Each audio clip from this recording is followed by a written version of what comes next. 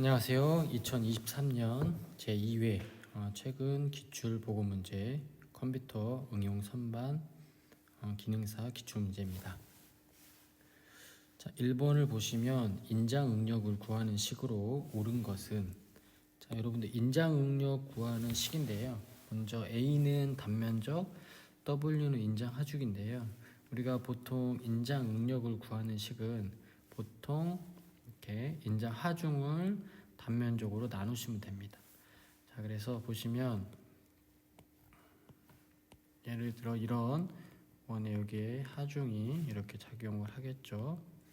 하중이 작용할 때 여기에 있는 단면적이 있거든요. 이게 이제 단면적. 자, 단면적 A인데 이 A가 원일 때는 이제 그 4분의 파이 D의 자승 이렇게 원일 때는 단면적을 이렇게 구하고, 예를 들게 뭐 정사각형이나 직사각형일 때는 그때의 단면적을 구하면 됩니다. 그래서 중요한 건 우리가 인장응력은 인장하중을 단면적으로 나눈다 라고 보시면 되겠어요. 그래서 하중을 단면적으로 나누는 거. 그래서 정답은 4번이 되겠습니다. 그래서 이 인장응력을 구하는 공식은 여러분들이 꼭 암기하시면 되겠습니다. 그래서 공식이 나오는 경우가 있고, 아니면 이렇게 인장응력이나 아니면 뭐 전단응력, 이런 응력을 구하라는 문제가 나오기도 하니까 공식은 꼭 암기하시는 걸 추천드립니다. 그 다음에 이제 보시면 두 번째, 자동차의 스티어링 장치, 수치 제어 공작 기계의 공구대, 이송 장치 등에 사용되는 나사. 자, 이제 나사인데요. 여기서 이제 가장 핵심 키워드는 뭐냐면, 여기 보면 이제 이게 키워드입니다. 수치 제어 공작 기계 공구대에 사용되는 나사. 보통 우리가 수치 제어 공작 기계는 정밀도를 유지하기 위해서 우리가 이제 볼나사를 씁니다. 볼나사. 그래서 볼나사가 정답인데요. 자, 해설을 보시면 CNC 공작 기계는 높은 정밀도가 필요해서 이렇게 면접촉이 아닌 우리가 이제 정밀도, 그 다음에 열팽창이 중요한 점조촉이 이루어지는 우리가 이제 볼나사를 쓰는데요. 그때 사용되는 게 볼나사입니다. 그래서 여러분들이 보시면 문제의 핵심 키워드가 중요해요. 수치 제어 공작 기계의 공구대에 사용되는 나사는 볼나사입니다. 참고적으로 여러분들 보실 게 이제 둥근 나사가 있는데요. 둥근 나사는 가장 핵심 키워드는 이제 먼지 또는 이제 모래예요. 모래. 이 먼지 또는 모래에 사용되는 나사가 이제 우리가 둥근 나사인데, 여기 보시면 이 둥근 나사, 먼지, 모래 등의 이물질이 나사선을 통하여 들어갈 우려가 있을 때, 그래서 여러분들 많이 보실지 모르겠는데 둥근 나사의 대표적인 게 바로 이제 소켓입니다. 우리가 전구 소켓에 여기 보면 이제 둥근 나사가 있는데, 이 전구 소켓은 먼지하고 이런 모래가 많이 있는 곳에도 사용을 할 수가 있어요. 그래서 이 둥근 나사는 핵심 키워드가 먼지, 모래. 자, 이걸로 해서 여러분들 정답을 찾으시면 되고요. 그 다음에 이제 우리가 볼 게 유니파이 나사가 있어요. 그 전에 이제 나사의 종류가 좀 여러분들 좀 기억을 하셔야 되는데, 여기 보시면 이제 나사의 종류가 있습니다. 자, 여기 보시면 나사의 종류가 있습니다. 자, 나사의 종류는 지금 보시면 삼각 나사부터 이렇게 둥근 나사가 있는데요. 먼저 이렇게 삼각 나사, 사각 나사, 사다리꼴 나사가 있는데, 여기에 보면 용도가 중요해요. 아까 보시면 이제 둥근 나사는 여기에 핵심 키워드가 먼지하고 이렇게 모래가 있듯이 이런 핵심 키워드가 있습니다. 자, 그 중에 이제 여러분들 보시면 삼각 나사가 우리가 이제 체결용으로 쓰입니다. 체결용으로 쓰이는데, 삼각 나사에 보시면 중요한 게 이제 A 유니파이 나사가 있습니다. 여기 보시면 유니파이 나사가 있는데, 유니파이 나사는 영국, 미국, 캐나다의 협정에 의해서 만든 나사예요. 그래서 다른 말로 얘는 ABC 나사라고 합니다. 자, 그래서 A는 이제 아메리카 A, B 영국, 그 다음에 C 캐나다 해서 이 세 개의 나라가 협정에 의해서 만든 나사에서 우리가 ABC 나사라고 하는데, 나사산의 각이 60도고 인치계 나사입니다. 이게 이제 중요한 거니까 유니파이 나사는 이런 걸로도 문제가 나오니까 참고적으로 여러분들이 암기하시면 될 것 같습니다. 자, 그래서 여기 보시면 지금 가장 핵심 키워드는 수치 제어 공작 기계의 공구대. 그래서 정답은 볼나사가 되겠습니다. 그리고 또 하나 중요한 게 이제 둥근 나사하고 유니파이 나사, 다른 말로 ABC 나사라고 합니다. 이런 것들도 참고적으로 알아두시면 나사의 종류에 대해서 문제가 나오시면 또 맞힐 수가 있을 것 같습니다. 자, 3번 보도록 하겠습니다. 자, 다음 중 구름 베어링의 특성이 아닌 것. 자, 여러분들 베어링이 있는데 베어링의 크게 종류가 이제 우리가 미끄럼 베어링하고 구름 베어링이 있습니다. 자, 베어링에는 미끄럼 베어링이 있고 구름 베어링이 있는데 물론 여러분들 이런 것들을 다 암기하는 것도 중요하지만 먼저 기본적으로 미끄럼 베어링이 뭐고 구름 베어링이 뭔지를 알고 난 다음에 이것들을 암기하시면 훨씬 쉽게 암기하실 수가 있습니다. 자, 그래 보시면 베어링의 종류는 크게 미끄럼 베어링과 이제 구름 베어링이 있는데 구름 베어링은 구름하는 종류에 따라 롤러가 굴러갈 수도 있고 볼이 굴러갈 수도 있어서 롤러 베어링하고 볼 베어링으로 나눠집니다. 자, 미끄럼 베어링은 여기 보시는 것처럼 이 베어링 메탈이 들어가서 이 안에서 이렇게 미끄럼이 이루어지는 거고, 자, 구름 베어링은 여기 보시면 이런 것들, 자, 이런 롤러가 회전하면서 돌아가는 거고, 우리가 이제 볼 베어링은 이제 볼이 들어가서 이제 하는 건데요. 참고적으로 볼 베어링의 이제 구조에 대해서 구조에 보면 여기 리테이너, 여기가 이제 볼하고 볼의 간격을 이제 유지시켜주는 이것도 상당히 문제가 많이 나옵니다. 리테이너. 자, 그래서 베어링은 이 미끄럼 베어링하고 구름 베어링이 있는데 이 두 개가 어떻게 차이가 나는구나라고 조금 먼저 알고 암기하시면 좋을 것 같습니다. 자, 그래서 차이점에 비교하는 게 이런 것들이 있는데 특히 이제 많이 나오는 게 이제 뭐냐면 여기 보시는 것처럼 이제 충격 흡수 쪽, 그 다음에 어떤 게 더 고속으로 회전할 수 있는지, 그 다음에 많이 나오는 게 이제 소음입니다. 소음. 그 다음에 이제 규격화인데요. 여기 보시면 즉 구름 베어링, 롤러하고 볼 베어링은 양산품으로 이제 호환성이 있어요. 호환성이 높고, 그런데 이제 미끄럼 베어링은 자체 제작하는 경우가 많으니까 이런 것들도 참고적으로 알아두시면 되겠고, 그 다음에 이제 가장 또 많이 나오는 게 소음 부분이에요. 소음 부분. 자, 보시면 구름 베어링은 일반적으로 소음이 좀 큽니다. 하지만 이제 미끄럼 베어링은 고속이 이제 저속으로 돌기 때문에 정숙, 그 안에 이제 윤활유랑 들어있으니까 정숙하다는 것들을 참고적으로 보시면 되겠고, 그 다음에 충격 흡수는 아무래도 미끄럼 베어링이 훨씬 우수하고, 그 다음에 이제 볼 베어링하고 구름 베어링은 충격 흡수가 작습니다. 자, 이런 것들 대표적으로 한번 암기해 놓으시면 되겠고, 문제를 한번 보겠습니다. 구름 베어링의, 자, 여기 보시면 지금 구름 베어링이죠. 이 구름 베어링의 특성이 아닌 것은, 자, 특성이 아닌 것입니다. 구름 베어링의 특성이 아닌 것은 여기 보시면 일단 일반적으로 소음이 큰 건 구름 베어링이죠. 그래서 작다가 틀린 거가 되겠죠. 그래서 소음 부분만 조금 신경 써서 암기하셨어도 이 문제는 풀 수 있는 문제입니다. 자, 그래서 3번의 정답은 4번이 되겠고요. 그 다음에 이제 4번 보시겠습니다. 자, 4번. 여러분들이 삼각법 정투상도는 꼭 한 문제 정도 나옵니다. 한 문제는 무조건 나오니까 여기서 틀려주시면 안 돼요. 그래서 지금 현재 삼각법 정투상 가장 적합한 입체도인데, 자, 여기 보시면 얘가 지금 정면도, 당연히 얘가 우측면도가 되겠죠. 우측면도. 그 다음 얘는 이제 평면도, 위에서 봤던 평면도가 되겠죠.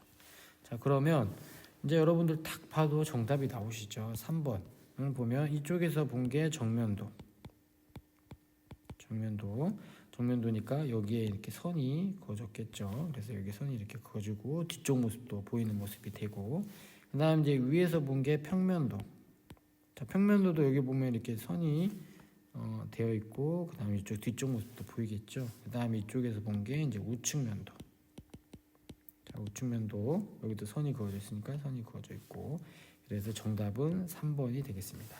그래서 이런 정투상도는 꼭 한 문제씩 나오니까 여러분들 꼭 맞추셔야 될 문제입니다. 그다음에 이제 5번 보겠습니다. 5번. 자, 원통이나 축 등의 투상도에서 우리가 이제 대각선을 그어서 그 면이, 여기 핵심 키워드는 이제 우리가 평면입니다. 자, 평면을 나타낼 때 사용되는 선은 무엇이냐? 일단 정답은 가는 실선이 되겠습니다. 우리가 이제 평면, 즉 평면을 표시할 때는 이 평면을 표시할 때, 자, 해설을 한번 보시면, 자, 도형 내의 특정한 부분이 평면인 것, 자, 이 평면인 것을 표시할 필요가 있을 때는 여기 보시는 것처럼 가는 실선, 자, 가는 실선으로 대각선으로 그린다고 되어 있는데, 자, 이 부분이죠. 자, 이 부분이 이제 평면입니다. 평면. 자, 그래서 이 3D 모양을 2D로 나타낼 때 지금 여기는 한쪽 단면도로 나타냈기 때문에 원래 대각선으로 그렸는데 지금 여기만 이렇게 가는 실선으로 표시했죠. 자, 그래서 이 모양을 보시고 아, 저쪽 부분은 평면이구나라는 것을 아실 수 있어야 됩니다. 자, 그다음에 여기도 보시면 어디가 평면이냐면 여기가 좀 평면입니다. 아니 잘못됐어요. 죄송합니다. 자, 여기는 얘가 지금 평면이죠. 이 밑에 보이는 쪽도 평면, 여기도 평면, 여기도 평면. 자, 그래서 나타내기 위해서 지금 이렇게 여기에 이렇게 중심선이 지나가죠. 중심선이 지나가고 이렇게 봤을 때 여기에 이렇게 대각선으로 들어가 있으니까 아, 얘는 평면이구나 라는 것을 알 수가 있습니다. 무슨 실선? 가는 실선으로 우리가 평면을 나타냅니다. 가는 실선. 자, 여기도 마찬가지예요. 지금 보시면 자, 이쪽 부분이 다 지금 평면이죠. 그래서 여기서 이렇게 가는 실선 2개로 이렇게 대각선으로 나타냈습니다. 그래서 우리가 평면인 것을 나타낼 때는 가는 실선으로 나타낸다는 거 꼭 기억해 주시면 될 것 같습니다. 자, 그래서 5번의 정답은 3번 가는 실선이 되겠습니다. 자, 6번 보겠습니다. 자, 6번에 보시면 스프로켓 휠 도시 방법에 대해 옳은 것입니다. 스프로켓 휠, 우리가 이렇게 기계 설계 요소에 이렇게 제도로 할 때 기어라든지 아니면 벨트 풀리라든지 이런 것들을 도시를 하는데요. 그때 이제 스프로켓 휠의 도시 방법에 대한 내용으로 옳은 건데, 자, 일단 정답은 우리가 이제 바깥 지름은 우리가 굵은 실선으로 그립니다. 자, 바깥 지름은 굵은 실선으로 그리고 이제 여기서 이제 이 세 개가 중요한데요. 자, 먼저 보시면 이 뿌리원은 가는 1.3선이 아니라 여기는 가는 실선이 되겠습니다. 가는 실선. 자, 그 다음에 세 번째, 우리가 보통 피치원은 가는 파선이 아니라 가는 1.3선. 기어도 마찬가지예요. 가는 1.3선으로 그립니다. 피치원. 그 다음에 이런 스프로켓이나 기어나 이런 것들은 요목표를 작성합니다. 요목표. 그래서 이제 대표적인 게 스프로켓 휠 도시법의 세 가지는 꼭 기억하셔야 돼요. 기어 제도할 때도 마찬가지고, 그래서 바깥 지름은 굵은 실선. 한번 보시면, 자, 지금 바깥 지름이죠. 바깥 지름 이끄도 지금 여기는 굵은 실선, 그다음 여기도 지금 굵은 실선으로 그려야 됩니다. 여기.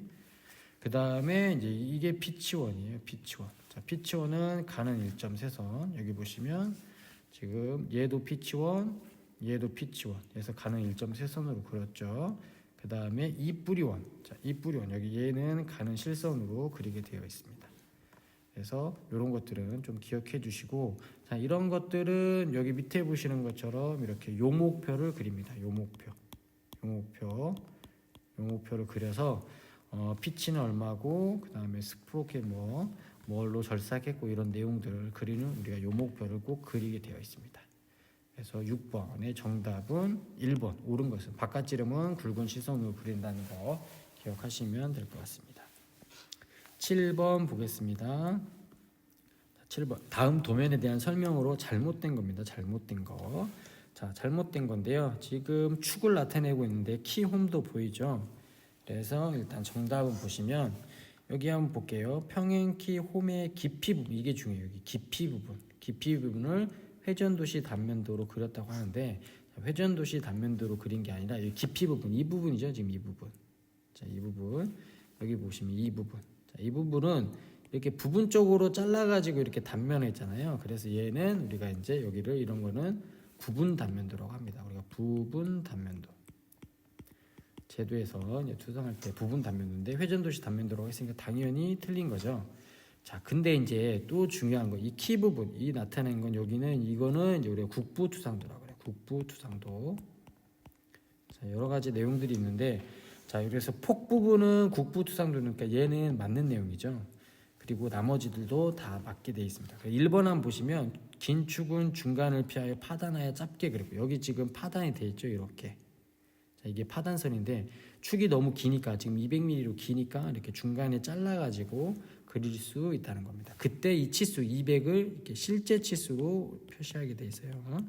실제 치수. 그래서 이제 보시면 먼저 우리가 이제 부분 단면도를 볼 거예요. 부분 단면도는 자 이렇게 보시면 지금 여기도 나타낸 것처럼 이렇게 파단선을 그려가지고 부분적으로 떼어놔서 단면도를 그리는 거 우리가 부분 단면도예요. 그래서 아까 보시는 것처럼 지금 키의 깊이 부분은 부분적으로 단면해가지고 나타냈으니까 부분 단면도죠. 그다음에 이제 문제에 틀렸지만 회전도시 단면도는 뭐냐면 자 지금 여기 단면을 했는데 이렇게 90도 회전해가지고 이렇게 단면을 밖에다 그렸죠. 여기도 마찬가지예요. 여기 단면인데 90도 회전해가지고 이렇게 단면을 그린 것을 우리가 회전도시 단면도라고 합니다. 자 그다음에 이제 여기 보시면 이제 국부투상도도 상당히 많이 나와요. 우리가 국부투상도. 그래서 일부분 이렇게 그리는 걸 우리가 국부투상도라고 합니다. 국부투상도. 그리고 여기 지금 일부분 이렇게 깊이 쪽은 우리가 이제 부분 단면도라고 하죠. 부분 단면도. 그래서 이런 것들 여러분들 투상도 잘 기억하시면 되겠습니다. 그래서 국부투상도도 상당히 문제 많이 나온다는 거 기억하시면 되겠습니다. 그래서 7번의 정답은 2번이 되겠습니다. 자, 8번 한번 보겠습니다. 다음 중 나사를 표시를 옳게 나타내. 자, 나사의 표시의 핵심 키워드입니다. 나사의 표시. 자, 이런 것들은 좀 암기해 주셔야 돼요. 우리가 이제 나사의 표시 방법은 첫 번째로 나사의 감긴 방향. 자, 왼 나사인지 오른 나사인지 감긴 방향을 나타내고 그다음에 나사의 줄수, 그다음에 나사의 호칭, 그다음에 나사의 등급. 여기 가로바 들어가 있죠. 그래서 지금 여기 보시면 왼 나사 두 줄, 그다음에 미터 M25 곱하기 2, 그다음에 6H. 그래서 나사의 등급은 6H가 되겠고, 그다음에 이제 나사의 호칭.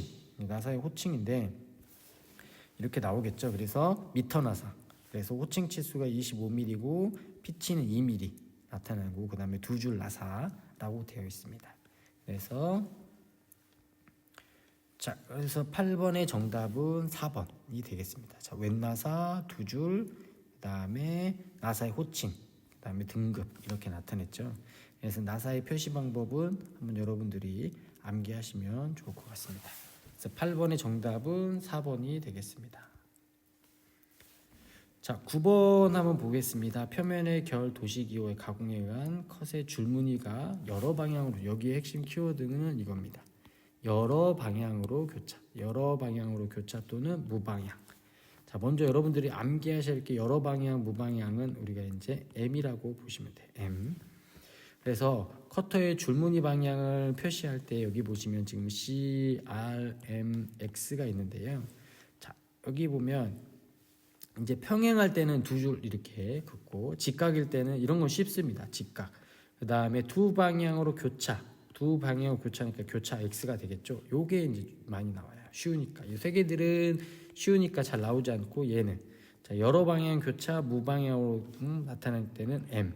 그 다음에 좀 알아둬야 될 게 적용되는 가공 방법에 자, 이렇게 가공하고 나면 줄무늬 방향이 그렇게 나온다라는 것을 기억하셔야 돼요. 랩핑이나 아니 슈퍼 피니싱이나 밀링 할 때 줄무늬 표면의 줄무늬 방향이 이렇게 나온다라는 것도 한번 보시면 되겠고 그 다음에 중심에 대하여 동심원이잖아요. 동심원. 그래서 C로 표시해요. 우리가 동심원이니까. 그 다음에 우리가 이제 중심에 대한 대략 레이디얼. 우리가 이제 여기 중심에 대해서 이렇게 표시되는 것을 우리가 레이디얼이라고. 레이디얼 모양인데 당연히 R로 쓰겠죠. 그 다음에 동심원은 이제 서클에서 우리가 이제 C로 쓰는데 이 레이디얼도 많이 나와서 자주 나오는 문제는 M, C, R입니다. 그래서 요것들은 좀 암기해 주시면 될 것 같아요. 그래서 9번의 정답은 2번. 여기에 중요한 건 여러 방향 교차, 무방향. 이게 이제 중요합니다. 자, 10번 보겠습니다. 자, 10번. 부품의 기능과 역할에 따라 이제 여기에 중요한 게 이제 틈새 또는 죬새가 생기는 끼워 맞춤입니다. 우리가 끼워 맞춤 종류에는 크게 이제 세 가지가 있습니다. 중간 끼워 맞춤, 그다음에 억지 끼워 맞춤, 헐거운 끼워 맞춤이 있는데요. 여기서 이제 중요하고 많이 쓰이는 게 이제 틈새하가 잼새가 같이 생기는 것을 우리가 중간 끼워 맞춤이라고 합니다. 중간 끼워 맞춤. 당연히 억지 끼워 맞춤은 항상 잼새만 생기는 거예요. 잼새. 그다음에 헐거운 끼워 맞춤은 항상 우리가 이제 틈새가 생기는데요. 자, 쉽게 말하면 이제 우리가 이제 여기에 이렇게 구멍이 있고, 자, 이렇게 이제 우리가 축이 있습니다. 축이. 그러면 얘가 이제 이렇게 들어갔을 때 남는 양이 있겠죠. 얘는 방향이 우리가 이제 틈새가 되겠죠. 틈새가 생기면서 얘는 이제 헐거운 끼워 맞춤이 되는 거예요. 자, 근데 만약에 넘어가 가지고 잼새. 자, 잼새만 생기는 것은 우리가 억지 끼워 맞춤이고, 이 틈새하고 잼새가 같이 생기는 것을 이제 이상적인 중간 끼워 맞춤이라고 합니다. 그래서 중간 끼워 맞춤. 그래서 문제에 보시면 틈새하고 잼새가 생기는 거니까 우리가 정답은 중간 끼워 맞춤입니다. 중간 끼워 맞춤. 자, 이렇게 개념에 관련된 문제도 나오지만 최대 틈새하고 최소 잼새 뭐 이런 것들을 구하라는 문제도 나옵니다. 그래서 지금 표에 잘 정리해 놨으니까 헐거운 끼워 맞춤은 틈새만 나오고 억지 끼워 맞춤은 우리가 이제 잼새만 나오는데, 여기에도 보시면 최대 틈새, 그다음 최대 틈새, 최소 잼새, 최대 잼새. 그래서 뭐 치수를 주어주거나 아니면 구멍의 최대 허용 치수가 얼마고 축의 최대 허용 치수가 얼마일 때 최대 최소 틈새를 구해라, 이런 것들이 나올 수가 있어요, 문제가. 그래서 요거는 좀 암기해 주시면 좋을 것 같습니다. 그렇게 암기해 주시면 될 것 같겠고,